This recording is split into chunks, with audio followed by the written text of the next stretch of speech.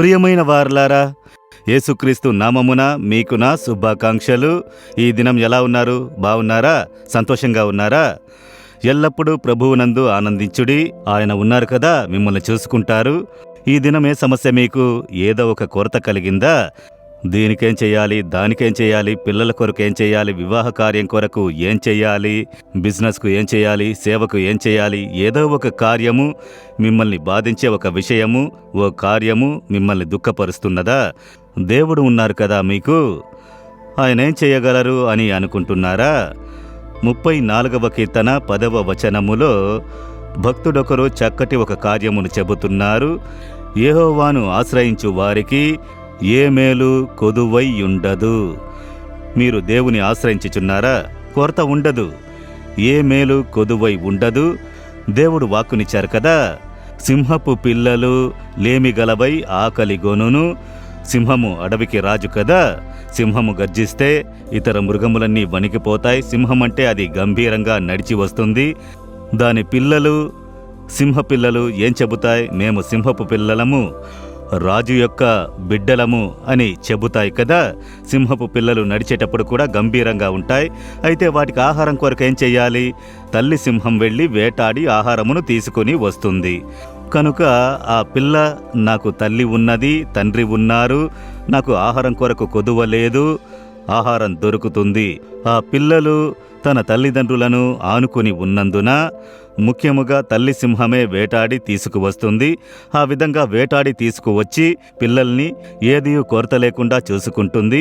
కనుక సింహం పిల్లలు, యోచించి చూడండి, ఇతర మృగములను గూర్చి చెప్పలేదు. సింహం అడవికి రాజు, దాని పిల్లలకేమైనా కొదువ ఉంటుందా? అవి మాకు తల్లిదండ్రులు ఉన్నారు, వారన్నీ చూసుకుంటారు అని చెప్పి. అలా ఒకవేళ ఆ సింహపు పిల్లలకు కూడా ఆహారము దొరకకుండా కొదువుగా ఉండవచ్చు. కొన్నిసార్లు వేటకు వెళితే జింకో ఏదైనా మృగము దొరకలేదు. అలాంటి సందర్భంలో ఆకలితో ఉండే సందర్భం కలుగును. సింహపు పిల్లలు కూడా లేమి కలవై ఆకలి గొనును. అవి వెయిట్ చేస్తూ ఉంటాయి, తల్లి తమకు ఆహారం తీసుకువస్తుందని. అయితే ప్రభువుని ఆశ్రయించు వారికి ఏ మేలు కొదువై ఉండదు. దేవుడు మిమ్మల్ని చూసి చెబుతున్నారు, నా కుమారుడా, నా కుమార్తె, నీకు ఎలా కొదువ కలుగుతుంది? ఆకాశమును భూమిని కలుగజేసిన దేవుణ్ణి నేనే కదా నీకు. అన్నియు నీ కొరకు నా ప్రాణమును ఇచ్చి నా రక్తమును చిందించి తిని, నీ కొరకు నా కాళ్ళు చేతులకు గాయములను పొందాను, నా పిల్లలుగా మార్చాను. ఎలా నీకు కొదువ కలుగును? అయితే కొదువ ఉన్నది, దీనికి అప్పుల బాధ ఇబ్బంది పెడుతున్నది, ఈ డబ్బు అవసరము ఇబ్బంది పెడుతున్నది, ఈ అవసరమైన కార్యము ఒకటి ఉన్నది, ఈ కొరత ఉన్నదని అనుకుంటున్నారా? దేవుడేం చెబుతున్నారు? నా పిల్లలకు కొరత లేదు అని చెప్పలేదు. యెహోవాను ఆశ్రయించు వారికి దేవుని ఆశ్రయించారా? ఈ దినం ఆశ్రయిస్తేనే కదా కొదువ లేకుండా ఉండగలరు. మీరు వెతికితేనే కదా ఆయన మీ కొరతను సంపూర్ణం చేయగలరు. దేవుణ్ణి ఆశ్రయించకుండా నేను దేవుని బిడ్డను అని చెబుతూ దేవుని ఆశ్రయించేదే లేదు. కనుక ఎలా మీ జీవితంలో ఏ మేలు కొదువ లేకుండా ఉంటుంది? అప్పుడు దేవుని ఆశ్రయించాలి. దేవుని ఆశ్రయించుటంటే ఏంటి? దేవుడు చెబుతున్నారు, వేకువనే నన్ను వెతుకువారు నన్ను కనుగొంటారు. దానికి అర్థం ఏంటి? వేకువనే లేచి దేవుని వెతకాలి. ఇప్పుడు తల్లి కిచెన్లో పనిచేస్తున్నది, బిడ్డకు 1 సంవత్సరం వయసు అని అనుకోండి. బిడ్డ బెడ్రూమ్లో నిద్రపోతూ ఉన్నది. అది హఠాత్తుగా లేచిన వెంటనే ఆ బిడ్డ ఎవరిని వెతుకుతుంది? బిడ్డ మేలుకుంటుంది. మేలుకున్న వెంటనే ఎవరిని వెతుకుతుంది? అలాగే వెతుకుతుంది, అమ్మెక్కడ అని వెతుకుతూ ఉంటుంది. ఆ ఇంట్లో వేరు ఎవరు ఉన్నారో వారిని చూచి అలా నవ్విన అమ్మ ఎక్కడని వెతుకుతుంది. వెతుక్కుంటూ కిచెన్ వరకు వెళుతుంది, రూమ్గా వెతుక్కుంటూ వెళుతుంది. అమ్మను చూసిన వెంటనే ఆమె ముఖం అలాగే వికసిస్తుంది. చూసారా? మీరు శోధించి చూడండి, ఆ బిడ్డ యొక్క ముఖము అలాగే సంతోషంతో వికసిస్తుంది. అలాగే చేతులాడిస్తూ సంతోషంగా మాట్లాడడం ప్రారంభిస్తుంది. కనుక ఆ బిడ్డ లేచిన వెంటనే తల్లి ఆ ఇంట్లోనే ఉన్నది, అమ్మ ఇక్కడే కదా ఉన్నారు అని అనుకోదు, ఆమె ముఖమును వెతుకుతుంది. తల్లి ముఖమును చూడాలి అని. యేసు మనతోనే ఉన్నారు, మనం ఆయన పిల్లలమే, మనతోనే ఆయన నివసిస్తున్నారు. అయితే ఉదయమునే ఆయన్ని వెతకాలి కదా. వేకువనే లేచి ఆయన ముఖమును వెతకాలి. దేవా, నేను మిమ్మల్ని దర్శించాలి, మీ స్వరమును వినాలి, కనుక వేదవాక్యమును ధ్యానించినప్పుడు ఆ వాక్యము ద్వారా మనము దేవుని సమీపించగలము. ఆ వాక్యము ద్వారా దేవుడు మనతో కూడా మాట్లాడగలరు.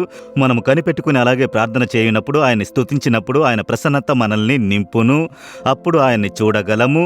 మన ఆత్మీయ నేత్రములతో ఆయన్ని దర్శించగలము. మనము ఆత్మలో ఆయన ప్రసన్నతను గ్రహించగలము. కనుక ఈ అనుభవం మన జీవితమునకు అవసరము కదా. ఉదయమునే లేచి ఏదో ఒప్పుకి బైబిల్ చదివి ప్రార్థించి అలా వెళ్ళుట కాదు. ఆయన్ని గ్రహించే ఒక అనుభవంలోనికి రావాలి. ఆయన్ని మనం గ్రహించి స్తుతించి ఆయనలో ఆనందించాలి. ఆయన ప్రక్కలో ఉన్నారని గ్రహింపు. అలా దేవుని వెతికితే ఏ మేలు కొదువై ఉండదు. ఈ ఉదయమున వెతికారా? ఉదయమునే సెల్ ఫోన్నే కదా అనేకులు వెతుకుచున్నారు. సెల్ ఫోన్ ఎత్తి అందులో ఏంటి వెతుకుతున్నారు? వార్తలు ఉన్నవని వెతుకుతున్నారా? అందులో అది ఉన్నదా ఇది ఉన్నదా అని వెతుకుతున్నారు. ఉదయమున దేన్ని వెతుకుతున్నారు? మీరే యోచించి చూడండి. దేవుడు ప్రక్కలో ఉండి చూస్తున్నారు. నేను వీని కొరకు ఈమె కొరకు ప్రాణమును ఇచ్చాను, ఇచ్చి నా బిడ్డగా మార్చితే ఉదయమున నా ముఖమును వెతకకుండా సెల్ ఫోన్ని వెతుకుతూ అందులో ఏదో వెతుకుచున్నది అని అనుకుంటారు కదా. అది దేవుని ఎంతగా దుఃఖపరుస్తుంది యోచించి చూడండి. కనుక మనం దేవుని వెతకకుండా, ఆయన ముఖమును వెతకకుండా దేన్నో వెతుకుతున్నాం కదా. అందువలనే మనం కొరత కలిగి ఉన్నాము. కనుకనే మన జీవితంలో కొరత. అయితే ఉదయమునే లేచి ఆయన్ని వెతకండి. ఒక అవసరము కలిగినప్పుడు మీరు మనుషులను ఆశ్రయించకండి. ఎవరు సాయం చేస్తారు, వారు సాయం చేస్తారా, వీరు సాయం చేస్తారా అని మనుషులను వెతకకుండా దేవుణ్ణి వెతుకుట ప్రారంభించండి. ఉపవాసం ఉండండి, ప్రార్థించుటకు ప్రారంభించండి. దేవా, మీ ముఖమును వెతుకుచున్నాను, నాకు సాయం చేయుడి, ఈ అవసరం ఉన్నది. యెహోవాను ఆశ్రయించు వారికి ఏ మేలు కొదువై ఉండదు. అయితే మీరు దేవుని వెతుకుచున్నారా? ఎలా వెతుకుచున్నారు? ఆయనకు ఏ స్థలమును ఉంచారు? వేకువనే మొదట ఆయనను వెతికినారా?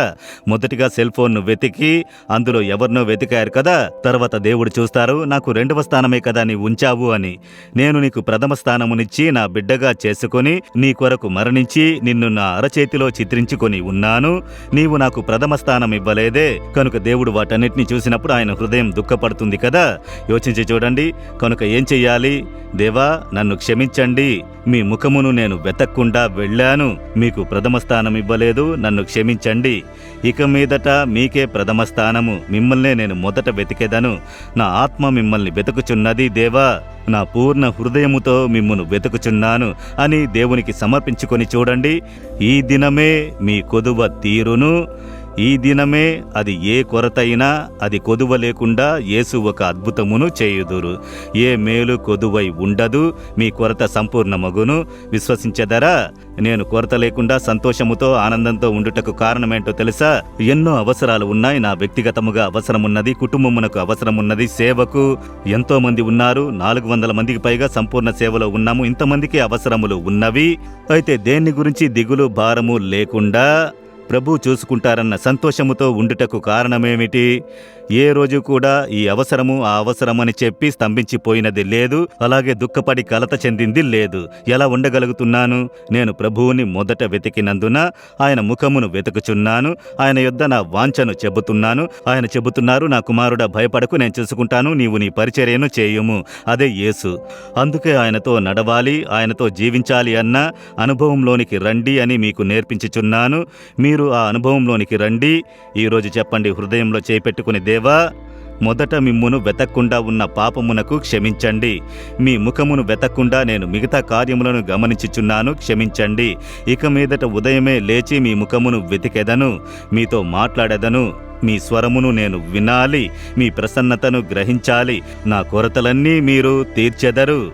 నాకు సంతోషము దేవా. మీ ప్రసన్నత ఎప్పుడూ నాతో ఉండనిమ్ము. యేసు నామములో ఆమెన్, ఆమెన్.